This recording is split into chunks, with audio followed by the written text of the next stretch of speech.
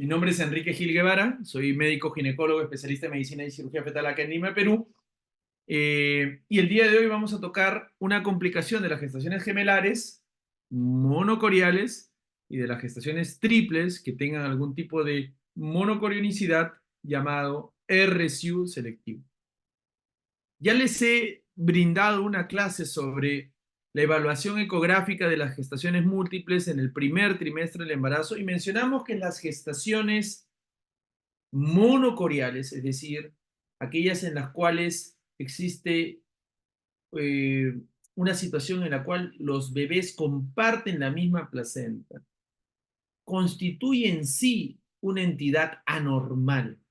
Son siameses de placenta, placentopagos, y por lo tanto existen complicaciones, como por ejemplo el síndrome de transfusión fetofetal, que es básicamente un desangramiento a través de estas conexiones vasculares en la placenta de un bebé llamado donante a otro bebé llamado receptor. Una secuencia anemia policitemia gemelar, en la cual es básicamente el mismo concepto, pero que no se hace a través de conexiones vasculares regulares, sino a través de anastomosis más delgadas, produciendo anemia en el donante y policitemia en el receptor. Pero también tenemos una complicación, como ustedes pueden ver en el título, que se llama RSU selectivo, y donde básicamente, al compartir la misma placenta, a un bebé le tocó más territorio placentario y a otro menos territorio placentario. Y en buen castellano, a uno le tocó más comida y al otro menos comida. Por eso uno va a crecer más y el otro va a crecer menos.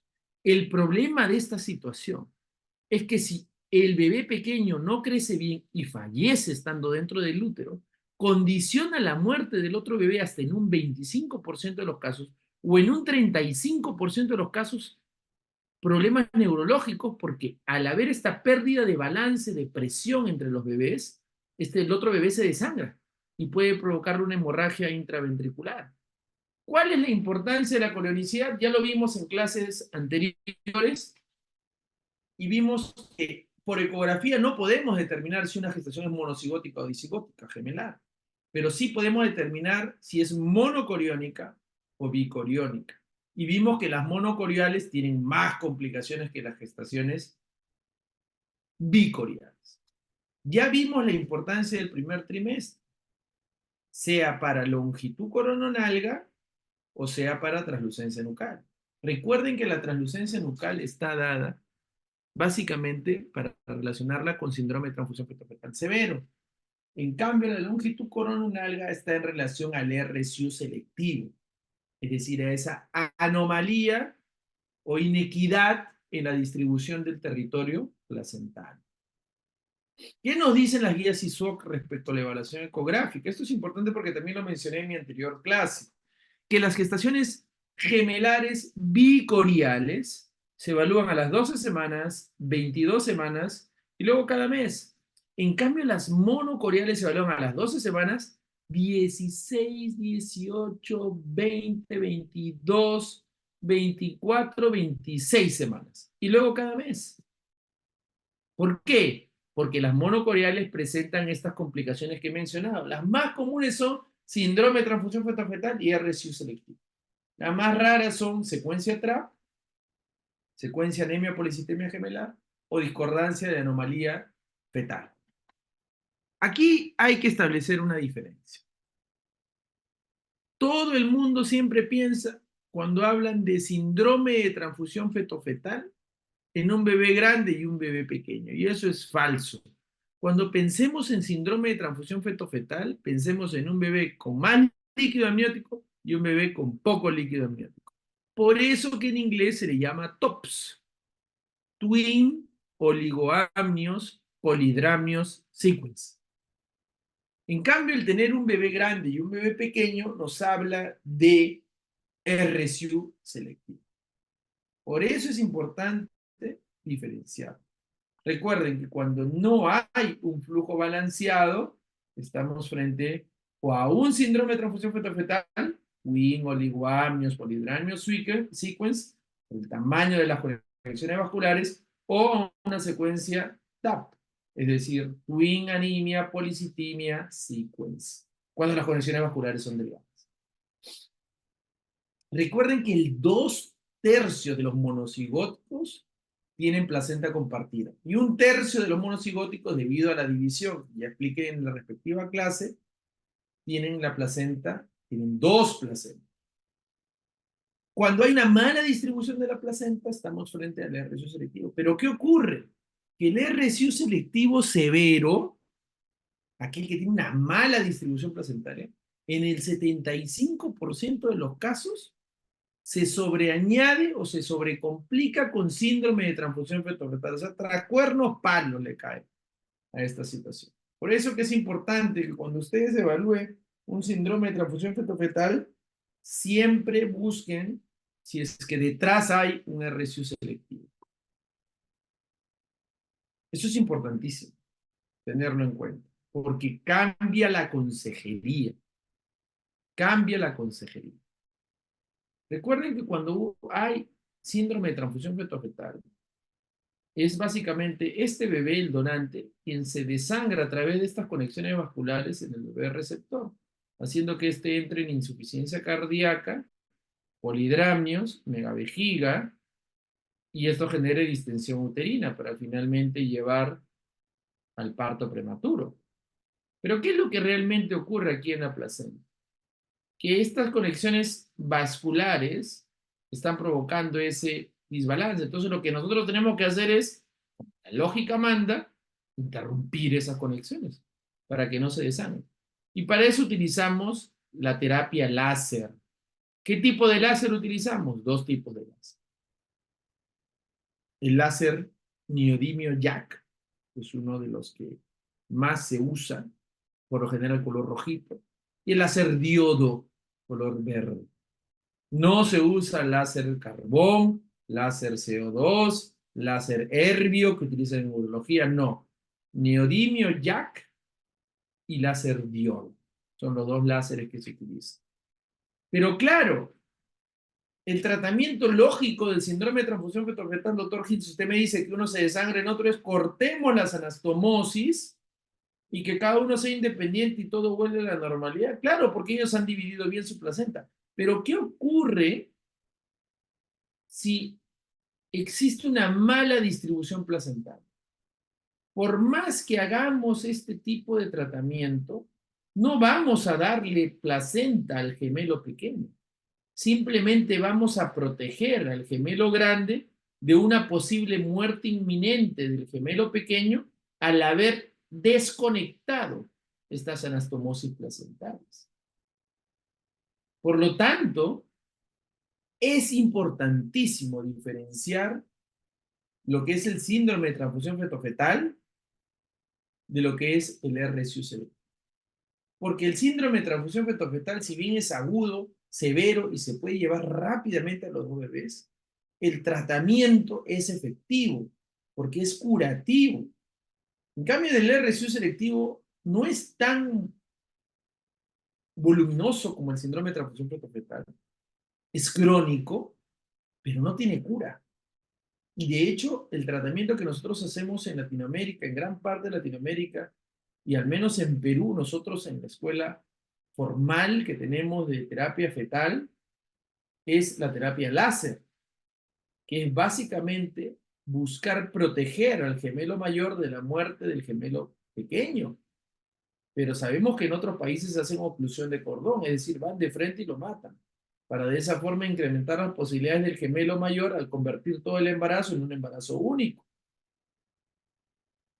Entonces recuerden, ¿cuáles son los criterios para definir ecográficamente RCU selectivo? Para síndrome de transfusión fetal utilizamos criterios clínicos relacionados con el líquido amniótico. En cambio, para el RCU selectivo vamos a utilizar criterios ecográficos relacionados con el peso y el crecimiento.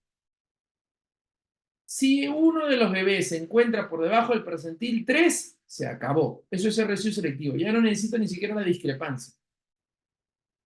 Pero si uno de ellos se encuentra por debajo del percentil 10, tiene que haber adicionalmente una discordancia de peso mayor o igual al 25%. Eso es importante tenerlo en cuenta. Entonces, miren lo que pasa en una placenta mal dividida. Miren dónde está la membrana intergemelar. Y aquí viene el primer truco en el RSU selectivo. Todo el mundo siempre evalúa las placentas, eso ya lo hemos dicho anteriormente en el primer trimestre. Todo el mundo evalúa a los bebés. Y todo el mundo evalúa la membrana intergemelar para ver si es grueso o no, para ver si es bicorial, monocorial o no. Pero algo que muy pocos hacen y que siempre se debería hacer es evaluar la inserción de los cordones umbilicales. Si uno en el primer trimestre ve que uno de los bebés tiene una inserción, como ven acá, velamentosa del cordón umbilical, y el otro tiene una inversión excéntrica o céntrica en la placenta, tú ya sabes que eso va a ser RSU selectivo, porque hay una mala distribución del terreno placentario. Entonces, eso es lo que ocurre en la restricción selectiva del crecimiento. Hay una mala distribución de la placenta. Y por lo tanto el resultado perinatal va a depender del grado de asimetría placentaria y cómo está el flujo a través de estas anastomosis. Y vamos a tener los mismos criterios que como para manejar un RSU de embarazo único. Es decir, el peso del bebé pequeño, la cantidad de líquido del bebé pequeño, el Doppler del umbilical del bebé pequeño, la discrepancia con su cogemelo, con su hermano cogemelo, etc. Y de acuerdo a esto, vamos a tener tres tipos que van a tener criterios ecográficos, pero también criterios fisiopatológicos. Y aquí básicamente concentrémonos en estos dos, el tipo 1 y el tipo 2. Eso básicamente. El tipo 1 es el RSU leve, el tipo 2 es el RSU severo. El diagnóstico ecográfico es que el tipo 1 tiene el Doppler del umbilical con diástole positivo. El tipo 2 tiene el diástole del umbilical, la diástole del umbilical ausente o reversa. Listo. Pero ¿cuál es la fisiopatología detrás? La fisiopatología detrás es que aquí hay una leve asimetría placentaria y aquí hay una severa asimetría placentaria. ¿Cómo eso se traduce ecográficamente? No por la umbilical, sino por el grado de discrepancia en el ponderado fetal. Hemos dicho que tiene que ser mayor al 25%, claro, eso ocurre en el tipo 1, pero en el tipo 2 siempre es mayor al 45%. Eso hay que tenerlo claro. Doctor Gil, ¿y qué es el tipo 3? El tipo 3 en realidad es algo muy infrecuente, donde puede haber un RSU leve o severo, pero lo que va a haber es ecográficamente un patrón intermitente en la diástole umbilical que va de positiva a ausente a reversa de forma constante. Y la fisiopatología es que aparte de haber una mala distribución placentaria, el cordón umbilical del pequeño no es velamentoso, ni siquiera es marginal, suele ser excéntrico, pero se conecta con el cordón umbilical del gemelo sano a través de una anastomosis bidireccional, o sea, veno-venosa o arterio-arterial por lo general, que ocasiona ese flujo intermitente en la diástole de la umbilical. Y este es el resumen. El tipo 1, les dije, el RSU selectivo leve, tiene una gran supervivencia sin que lo toquemos. Por lo tanto, la terapia es expectante. En cambio, el tipo 2, al ser severo, ese bebé se va a morir, el bebé pequeño. Va a haber un 90% de probabilidades de deterioración. La discordancia media ponen acá 38%, pero por general alcanza el 45%. Entonces, si uno no hace nada, va a terminar sacando los bebés a las 28 o 30 semanas. Entonces, aquí podrías hacer manejo expectante, sí, pero es muy probable que se muera el pequeño y se jale al bebé grande. Entonces, te quedan dos cosas, o haces láser o haces oclusión. Si uno quiere mejorar la supervivencia del gemelo sano, tiene que escoger oclusión del cordón umbilical. Llega hasta un 95%, pero 0% de probabilidad de que sobreviva el pequeño porque lo está matando. En cambio, si haces láser, el grande solamente sobrevive en un 70%, ojo, pero el pequeño puede llegar a sobrevivir hasta en un 40% de los casos si el ducto venoso no está alterado, o en un 10% de los casos ya si el ducto venoso está alterado. El tipo 3 tiene una buena supervivencia con manejo expectante. De hecho, se le maneja como si fuera una gestación gemelar monocorial monoamiótica, es decir, 32, 33 semanas afuera. Por lo tanto, la expectante es como que la primera opción.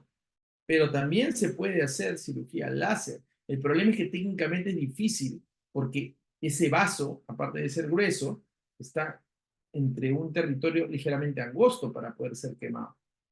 Por lo tanto, queda la opción de la oclusión también. Hay que tener en cuenta todo eso. Y yo quiero que vean este cuadro en este paper que publicamos en el International Journal de Ginecología y Obstetricia, donde vimos que cuando solo hay síndrome de transfusión fetofetal, o sea, twin, oligoamnios, polidranio sequence, al menos uno vivo, 85%, pero los dos hasta en un 70%.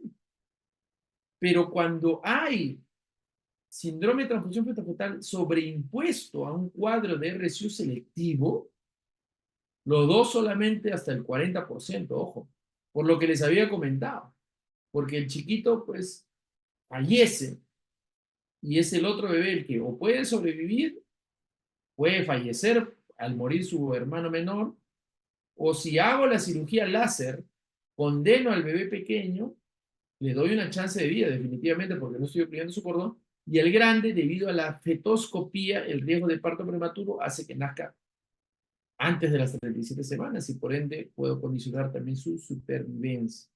En este estudio publicado por Nicolaides en Londres, vimos que si hablamos de un RSU selectivo tipo 2, o sea, el severo, la supervivencia del pequeño no se ve afectada por si hay o no hay síndrome de transfusión fetofetal, recordando que el síndrome de transfusión fetofetal complica el RSU selectivo severo hasta en un 75% de los casos. Y por lo tanto, la supervivencia siempre va a ser 40% del pequeño hasta y 70%, hasta 70% del gemelo sano. Entonces, este es un video del Cincinnati Children's Hospital para el manejo del síndrome de transfusión fetofetal, pero que básicamente es lo mismo que nosotros hacemos para el manejo del RSU selectivo. Ahora, recuerden que en las fetoscopías láser, la ventana operatoria es el líquido amniótico. Mientras más líquido amniótico, mejor. Doctor Gili, ¿qué ocurre si solamente hubiera un RSU selectivo tipo 2 que no se complicó con síndrome de transfusión fetofetal? Ese 25% que usted menciona, porque 75% me ha dicho que se complica con síndrome de transfusión fetofetal. Bueno, en ese 25% lo que se hace es crear una ventana operatoria, es decir, instilamos suero fisiológico de tal forma que se pueda crear esta ventana operatoria y nosotros podamos operar a través, obviamente, de la fetoscopía. Y esto lo hacemos, obviamente, primero evaluando el ecuador placentario y previamente identificando la membrana intergemelar, porque vamos a dicorionizar esa placenta funcionalmente hablando. Entonces vamos a encontrar distintas anastomosis arteriovenosas que vamos a ver en la superficie placentaria. Y allí estamos viendo una de las primeras cirugías que realicé bajo la supervisión del profesor Nicolaides en Londres.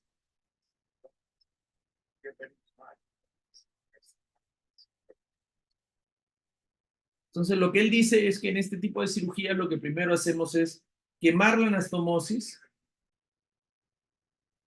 y una vez que quemamos las anastomosis, luego procedemos a unirlas. Recuerden que la técnica en cuanto a la fetoscopía láser puede ser selectiva y el Solomon, pero hay que tener mucho cuidado en qué tipo de cirugía realizamos. Cada una tiene un pro y cada una tiene un contra. El pro de la solomonización en RSU selectivo es que no hay riesgo de que el bebé grande se pueda desangrar si el bebé pequeño muere o riesgo de TAPS, secuencia anemia por el sistema ejemplar. El contra es que al bebé pequeño lo deja completamente solo aislado y por lo general puede fallecer. En cambio, si hacemos una técnica selectiva de solo quemar las anastomosis, siempre hay la posibilidad de que ese bebé pueda sobrevivir de forma más importante que cuando hacemos la solomonización. Estás quemando toda la superficie placentaria. Entonces, es importante tener en cuenta sobre la técnica, si hacemos técnica selectiva, si hacemos la técnica de Solomon, como les vuelvo a repetir, porque nos va a poder permitir a nosotros definir el pronóstico. Entonces, ¿cómo haría yo la consejería? ¿Cómo haríamos la consejería si es que tenemos un caso de RSU selectivo severo? complicado con síndrome de transfusión fetal. Primero, el diagnóstico. Gestación gemelar monocorial, vía amniótica, complicada con RSU selectivo tipo 2 severo y síndrome de transfusión fetal sobreagregado. El tratamiento, fetoscopía láser para dividir los territorios placentarios.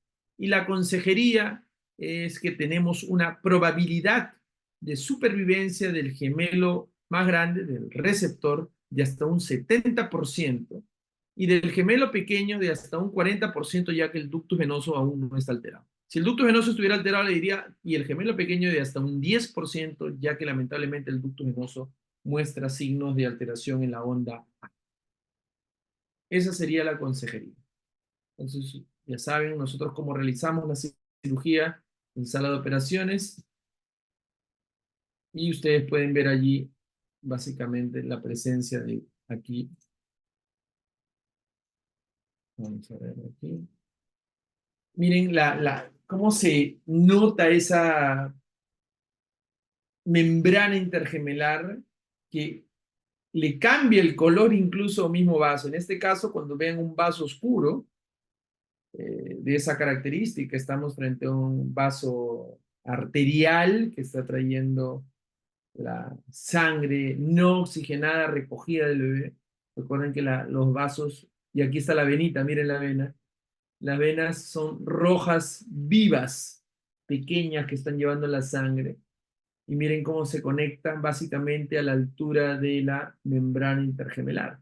Por eso es importante siempre tener en cuenta que hay mucho criterio al momento de evaluar las gestaciones gemelares. No solamente ecográficamente, sino también fetoscópicamente. No solamente se trata de quemar por quemar, sino de hacer un mapeo placentario antes de empezar la fetoscopía láser. Es decir, uno ingresa con el fetoscopio y lo primero que tiene que hacer es ubicar la membrana intergemelar. Luego ubicar las inserciones de los cordones umbilicales. Y finalmente trazar las anastomosis, identificar las anastomosis para poder luego proceder a quemar estas anastomosis y decidir si voy a hacer una técnica selectiva, es decir, solo quemar las anastomosis o la técnica de Solomon, es decir, identificar las anastomosis, quemar las anastomosis y luego unirlas. Muy bien, vamos a la siguiente diapositiva. ¿Se ha pegado? Entonces, luego hablamos de los embarazos triples. ¿Qué ocurre en los trillizos? Los trillizos también pueden tener, los trillizos también pueden tener RSU selectivo. Lo que hay que tener en cuenta, o lo que tenemos que nosotros tener en cuenta cuando tenemos un embarazo de trillizos, es básicamente definir también la corionicidad, es decir, si son bicoriales triamnióticos. Voy acá a cargar nuevamente porque había puesto dejar de compartir. Vamos a colocar aquí, eso es, y ahí está, muy bien, y ahí está. Perfecto.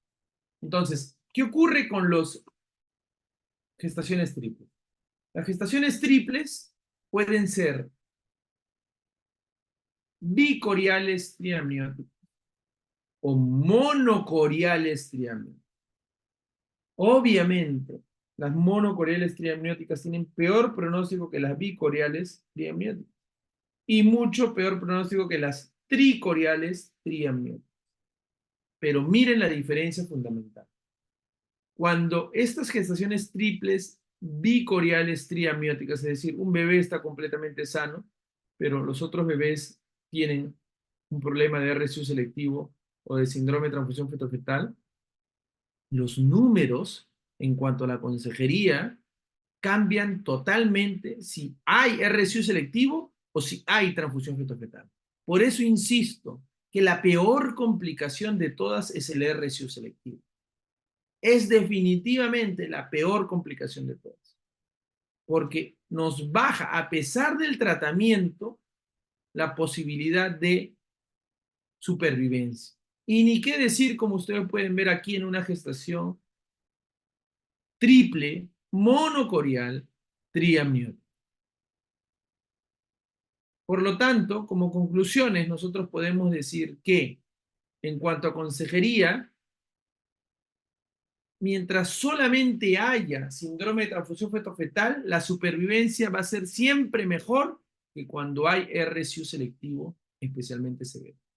Y en las gestaciones triples, lo mismo. Aquellas que tengan síndrome de transfusión fetofetal van a tener mejor pronóstico que aquellas que tengan RSU selectivo. Pero definitivamente las monocoriales triamnióticas son las que van a tener siempre peor pronóstico. Si tuvieran alguna pregunta, yo encantado de responderles. Muchísimas gracias por su atención.